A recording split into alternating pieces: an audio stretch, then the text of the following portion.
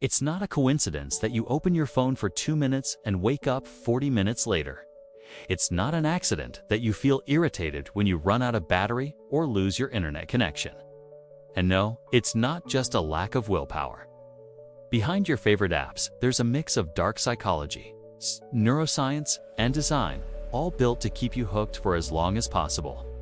In today's video, I'll show you why you can't put your phone down, which psychological mechanisms are used against you, and what you can do to take back control without moving to the woods and throwing your phone away. Stay until the end, because I'll give you a few practical strategies you can start using today, not just theory. Let's start with something most people never admit. A lot of social media apps are built more like digital casinos than simple social networks. When you enter a casino, you never really know what you're going to get with the next pull of the lever. That's exactly how your feed works. You scroll, and you don't know what video, photo, or person will show up next. Psychologically, this is called a variable reward. Your brain sometimes gets something highly interesting, the perfect meme, a super engaging video, a picture that intrigues you. It doesn't happen with every scroll, but once in a while. And this uncertainty is exactly what makes you go one more time, and one more, and one more. The problem isn't the feed itself. The problem is that it's designed to keep you there, to never feel finished, and to make it hard for you to close the app. Every time you see a new like, comment, message, or notification, your brain gets a small spike of dopamine, neurotransmitter related to motivation and reward. Important, dopamine is not just the pleasure chemical, like people often say. It's more like the chemical of anticipation of pleasure. It's not only about the moment you get the like, but about expecting it. When you post something, a part of you is waiting for reactions. You check several times to see how many views, likes, and comments you have. Over time, your brain learns, if I open this app, I might get a social reward, and that makes you come back over and over again. Because you're weak, but because your reward system has been trained to respond to these triggers. This is a form of dark psychology. Natural mechanisms in your brain are amplified and exploited to capture your time and attention. Another powerful factor is FOMO, the fear of missing out. Think about it. If you don't open Instagram, you might miss an important announcement. If you don't watch your friends' stories, you might feel out of the loop. If you don't follow the latest trends, you might feel left behind. Your mind translates this very simply. If I'm not connected, I'm losing something. Psychologically, potential loss hurts more than potential gain.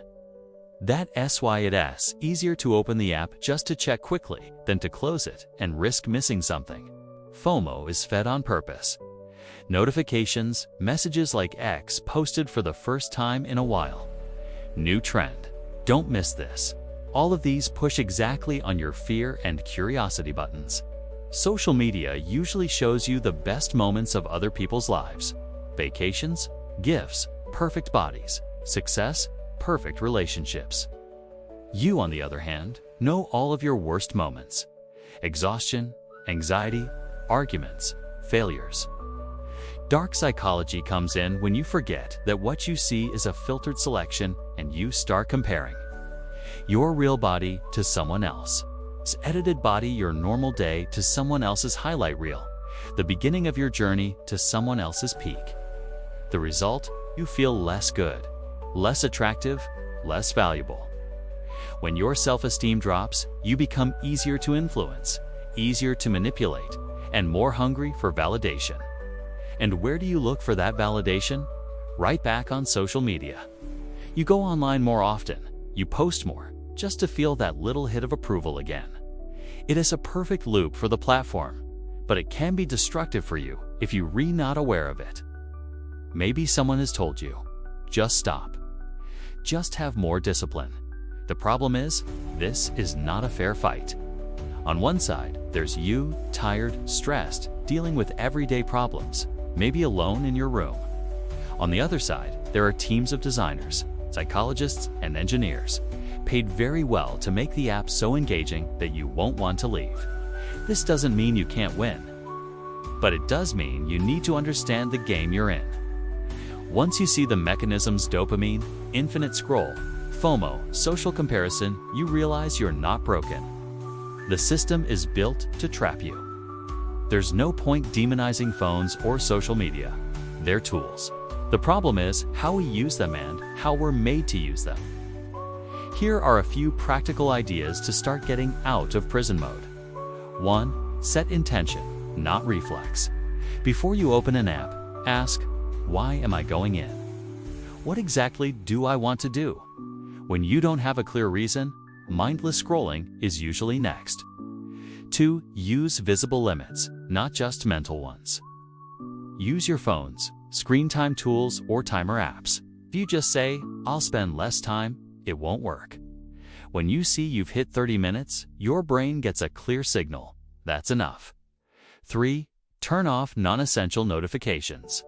Every notification is a dopamine hook. Turn off anything that isn't urgent, likes, recommendations, X just posted, etc.